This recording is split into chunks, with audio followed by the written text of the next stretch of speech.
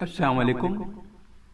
تمام تعریفیں اللہ تعالیٰ کے لیے جس نے عقل و شعور عطا فرما کر ہمیں اپنی تمام مخلوق میں اشرف بنایا اور نبی اول حضرت آدم سے فَإِمَّا يَأْتِينَكُم مِّنِّي هُدًى کا وعدہ فرما کر وحی کی تکمیل کی نبی آخر الزماں سرور کشور رسالت صلی اللہ علیہ وسلم پر رحمتیں ہی رحمتیں نازل فرمائے اللہ تعالیٰ اس ذات اقدس و اطہر پر جو محبت وحی وجہ وجود و حیات باعث تکمیل کائنات معلم کتاب حکمت صلی اللہ علیہ وآلہ وسلم پر بارگاہ شہ بطحہ میں سلام گر قبول افتد زہ شرف مدام۔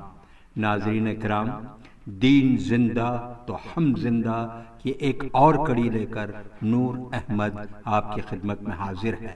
ناظرین، تاریخ اسلام اور سیرت رسول صلی اللہ علیہ وسلم پر مبنی یہ سیریل کی غالباً 34ویں کڑی ہے۔ ناظرین جنہوں نے ابھی اس چینل کو سبسکرائب کیا ہے ان سے گزارش ہے کہ وہ ساری ایپیسوڈز کو دیکھیں تاکہ تاریخ اسلام اور سیرت رسول صلی اللہ علیہ وسلم کا جو ترتیب وار سلسلہ ہے وہ سمجھ میں آئے اور ایک ربط قائم ہو سکے۔ چلیے آگے بڑھتے ہیں۔ ہجرت کے 1 سال پہلے حضور صلی اللہ علیہ وسلم کو 7 آسمانوں کی سیر کرائی گئی جس کو معراج کہتے ہیں۔ قرآن کریم میں بھی صراحت کے ساتھ اس کا تذکرہ آیا ہے۔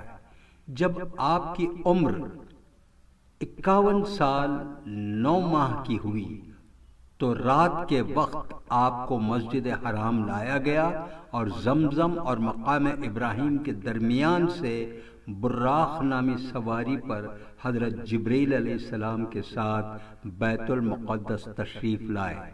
یہاں آپ نے تمام انبیاء کرام کی امامت فرمائی۔ اس کے بعد 7 آسمانوں پر تشریف لے گئے۔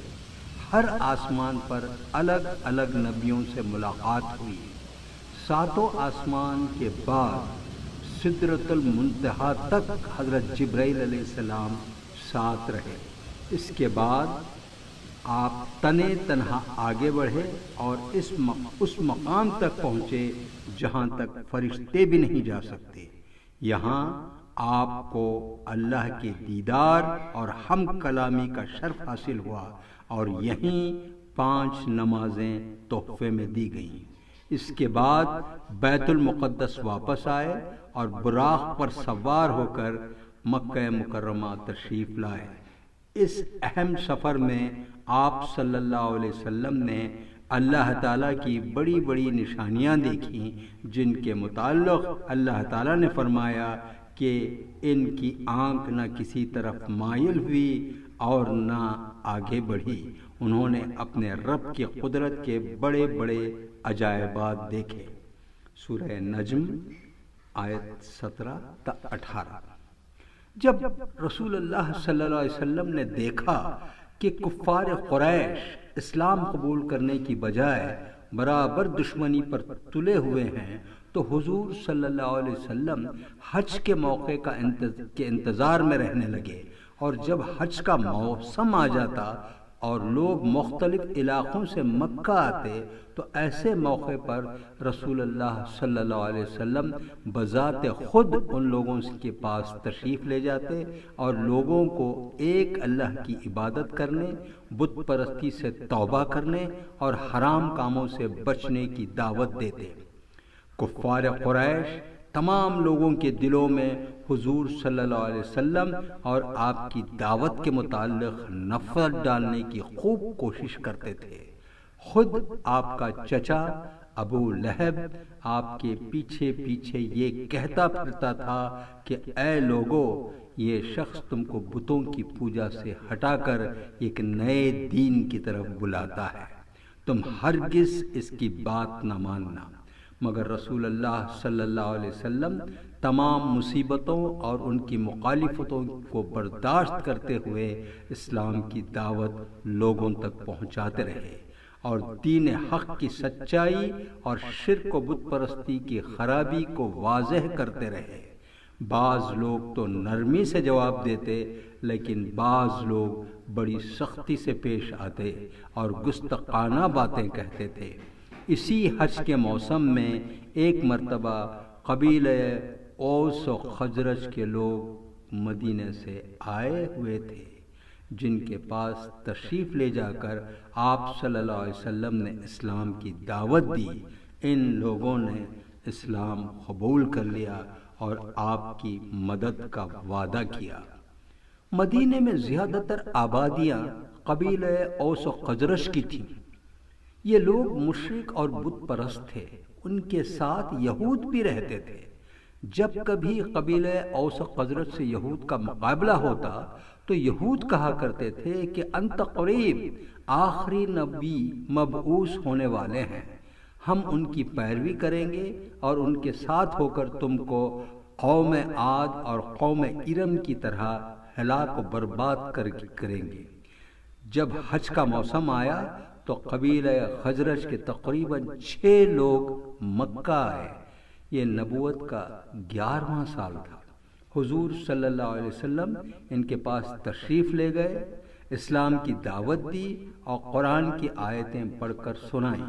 ان لوگوں نے آپ صلی اللہ علیہ وسلم کو دیکھتے ہی پہچان لیا اور ایک دوسرے کو دیکھ کر کہنے لگے، خدا کی قسم یہ وہی نبی ہیں جن کا تذکرہ یہود کیا کرتے تھے۔ کہیں ایسا نہ ہو کہ اس سعادت کو حاصل کرنے میں یہود ہم سے آگے بڑھ جائیں۔ پھر انہوں نے اسلام قبول کر لیا اور حضور صلی اللہ علیہ وسلم سے کہا کہ ہمارے اور یہود کے درمیان برابر لڑائی ہوتی رہتی ہے، اگر آپ اجازت دیں تو دین اسلام کا ذکر وہاں جا کر کیا کریں، تاکہ وہ لوگ اگر اس دین کو قبول کر لیں تو ہمیشہ کے لیے لڑائی ختم ہو جائے اور آپس میں محبت پیدا ہو جائے، کیونکہ اس دین کی بنیاد ہی آپسی محبت اور بھائی چارگی پر قائم ہے۔ حضور صلی اللہ علیہ وسلم نے انہیں اجازت دے دی اور واپس ہو کر مدینہ منورہ پہنچے۔ جس مجلس میں بیٹھے وہاں آپ کا ذکر کرتے، اس کا اثر یہ ہوا کہ مدینے کا کوئی گھر ایسا باقی نہ رہا جہاں دین نہ پہنچا۔ عقبہ منی کے قریب ایک گھاٹی کا نام ہے جہاں 11 نبوی میں مدینے سے 6 افراد نے آ کر دین اسلام کو قبول کیا تھا۔ اس کے دوسرے سال 12 نبوی میں 12 شخص رسول اللہ صلی اللہ علیہ وسلم سے ملاقات کرنے اور بیعت ہونے کے لیے آئے اور آپ صلی اللہ علیہ وسلم کے مبارک ہاتھ پر چوری، زنا اور قتل اولاد سے بچنے، اچھی باتوں میں آپ کی اطاعت و پیروی کرنے اور ایک اللہ کی عبادت کرنے پر بیعت کی۔ اس کو بیعت عقبہ اولیٰ کہا جاتا ہے۔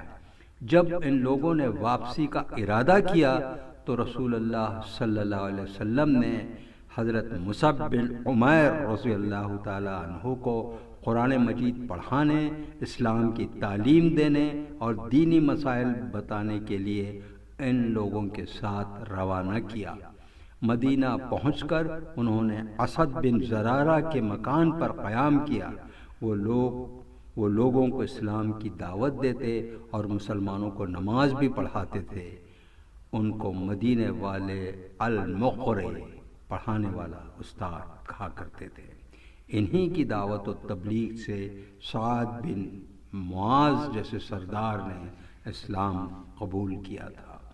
مدینہ منورہ میں حضرت مصعب بن عمیر رضی اللہ تعالیٰ عنہ کی دعوت اور مسلمانوں کی کوشش سے ہر گھر میں اسلام اور حضور صلی اللہ علیہ وسلم کا تذکرہ ہونے لگا۔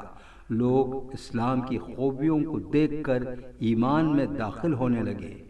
13 نبوی میں مصعب بن عمیر رضی اللہ تعالیٰ عنہ 70 سے زیادہ مسلمانوں پر مشتمل ایک جماعت لے کر حج کرنے کی غرض سے مکہ آئے۔